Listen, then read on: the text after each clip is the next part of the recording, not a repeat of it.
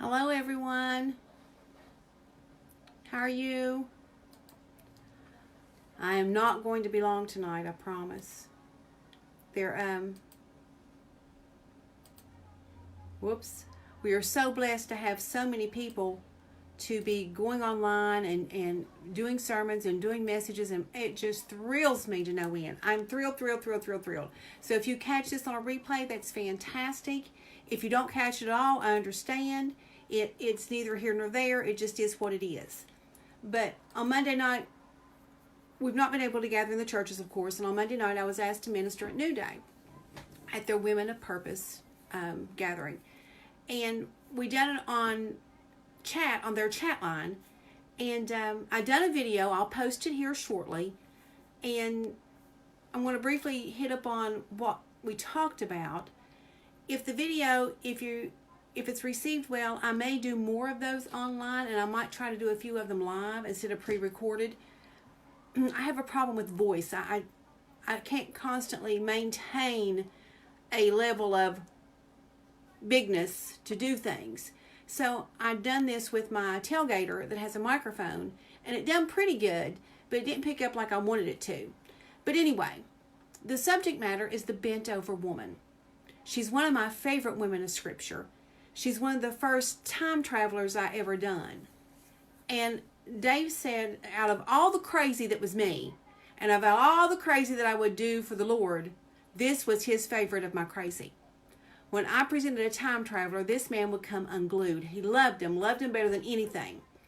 And the more out there I was and the less restrained I was, the more he liked it. Amanda, we're praying, and I'm praying.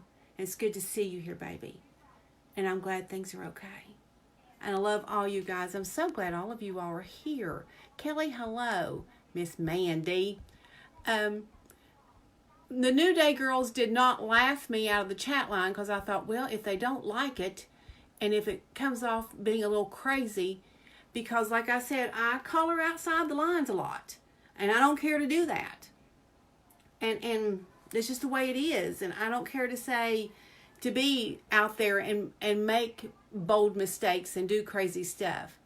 And man, I miss you too. Girl, this hair, I am just a couple of days away of a razor and just zoom, because the curling iron and I are having a major battle every morning. So you have got a lot to fix here, I got to say. Hi, Tammy. Tammy, thank you for turning me on to that assistant pastor. She does rock.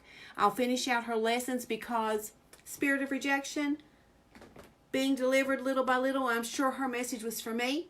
That's why she was so burning, because it's for me. So I will listen to her. If I don't get to do her, hopefully by this weekend, I'll get that done, because I know that it's mine. Mine. Hi, Samantha, girl. And Miss Samantha, let me tell you something. Miss Bright Ideas, I want you on my side all the time. I don't ever want you to be on your backside, because you come up with some hefty stuff, girlfriend. I thought I was the master. You got me beat, girl. You got me beat. So, hi, Wani. How are you, Miss Wanda? And I saw Cora on here. Cora, it's good to see you too. I miss all the girls. I miss seeing all you all. I got to spend some time with Wanda and Leslie yesterday, and I felt like I had been released from prison.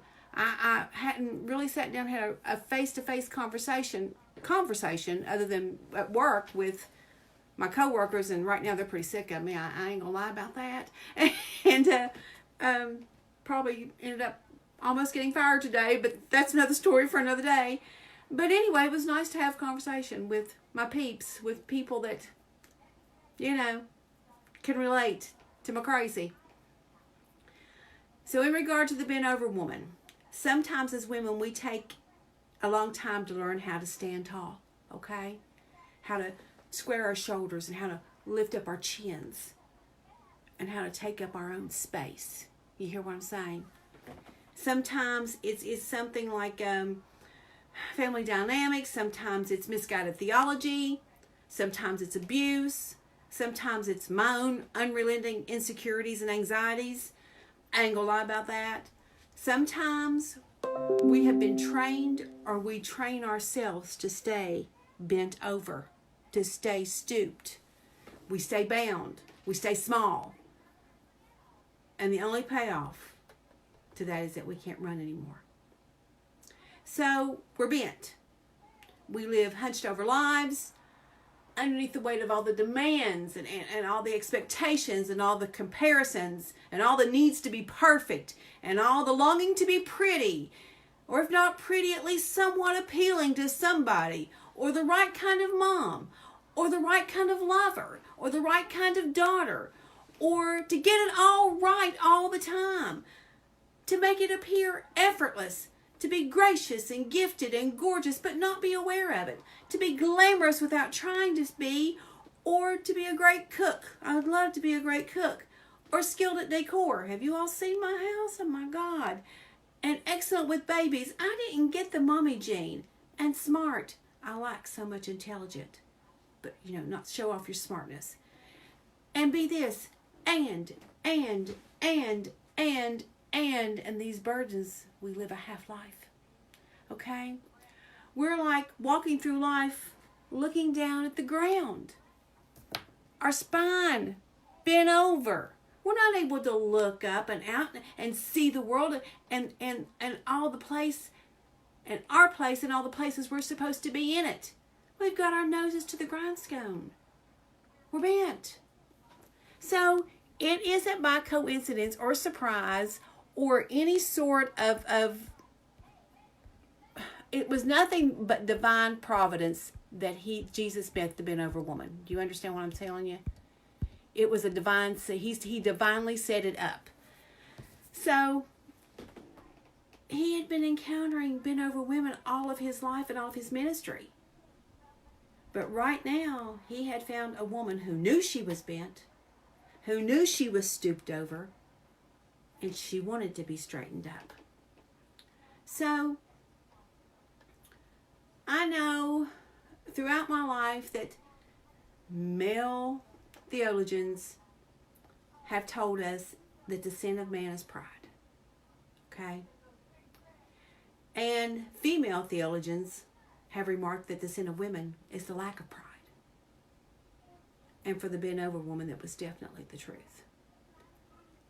The poison that keeps a woman small is the failure to know her worth. Can I say that again for those of you in the back? The poison that keeps a woman small is the failure to know her worth. The lack of faith to know that you have a place in the world and there is space to be occupied by you. Okay? It takes a good kind of pride, not the bad kind, but the good kind of pride to stretch and take up your space. Okay? Now, women are often taught to step aside and to squeeze into the last little inch of the elevator to make room for the others. Have you found yourself? I find myself doing that so often. To hide myself from view sometimes. To shine the spotlight somewhere else.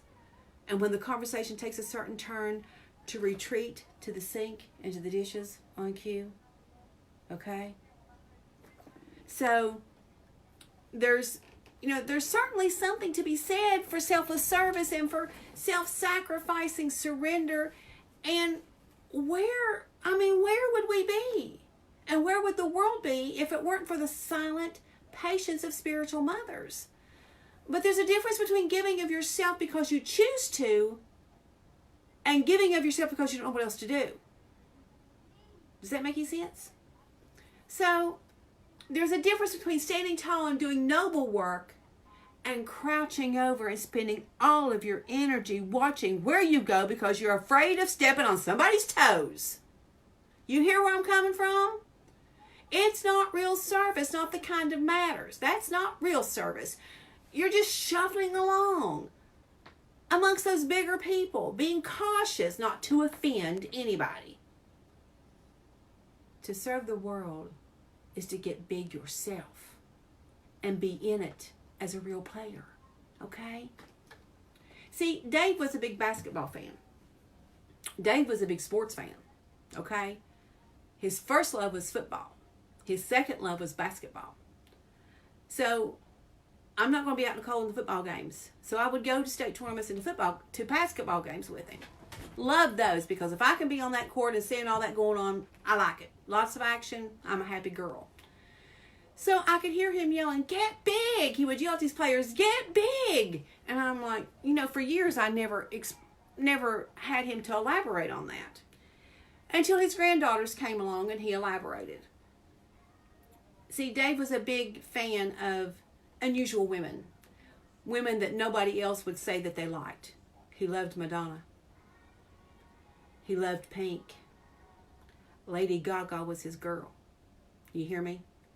He loved the women that stood up for who they were and boldly achieved what they set out to achieve on their own terms, on their own field, and in their own way. He said, it does not mean that I condone what they've done. He says, I condone their heroism. And he loved them. So later in life, he said that when he was hollering, "Get big" at these basketball players, it had nothing to do with them, with their size. You know what I'm saying? He just wanted them to take up their space. He said that these, just like a basketball player, girls, you need to be a force to be reckoned with. Show off your fierceness, he would tell us. All of us, all of his girls. He in a house full of women, what else are you supposed to do? He would tell us to stretch, to fill your area, to loom over this thing as it approaches. Get in the way of the offense. He would tell me in my ministry, make your body say something. Make your stance be, I'm not backing down. Make your stance in your body say, you can't get by me. Say, I'm after that. That's mine. And he said, boldly go after it. And he said, tell your opponent. Stand in the face of the enemy and tell him, I'm ready to face you. Speak. Get big. Play ball, he would say. So I'm ever so grateful to my husband, who was a rarity, and my grandfather, who was the other rarity, who encouraged me in everything. They both encouraged me to take up my space and never apologize for who I am and who I was. And I'm thankful to other men in my life who have come and gone, who have been the hands and feet of Jesus, walking in my life and helping me to lift up my head. And helping you to lift up your head, ladies. I'm sure you've encountered a lot of wonderful men like that. Relatives or not, they could just be dear friends. So, I want to thank the men right now, all you men out there who have spoke a word to me or been there for me or for your wives or for your daughters or for your working wives, Thank you. Who's made it stop? The pushing down and the silencing of the women. Thank you. And after a long, long ailment, you're helping us to heal.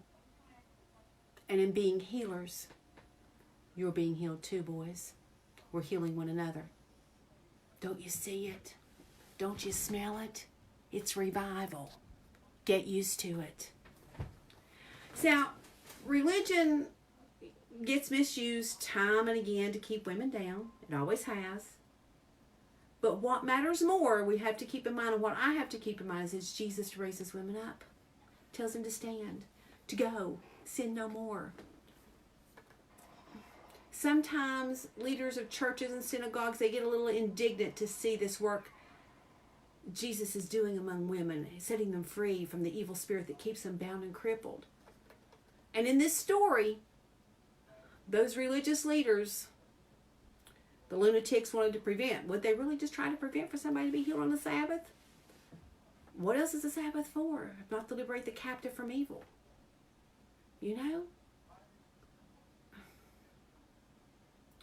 But Jesus said to them, ought not this woman be set free? It's hard to argue with Jesus. Then and now. All right? And it got this whole crowd of people on their feet rejoicing at the wonderful things that had just happened. It should keep us on our feet, rejoicing and upright of the wonderful things that He's done. Okay? We were once bent over, but now we are free. I have one last thought about this. Ladies, sometimes this happens to us currently. And I'm not going to say it when it may happen. It does happen. This happens to us. Sometimes it happens to our loved ones. Sometimes it happens to our friends in church. When following the rules limits the Spirit's ability to heal and transform our lives. This is what the synagogue leaders wanted. They wanted everything in a little tiny box. Rules and the whole thing to be followed strictly by their plan. But by doing that, healing doesn't occur. Things don't happen. So when following the rules limits the Spirit's ability to heal and transform lives, we all have a problem.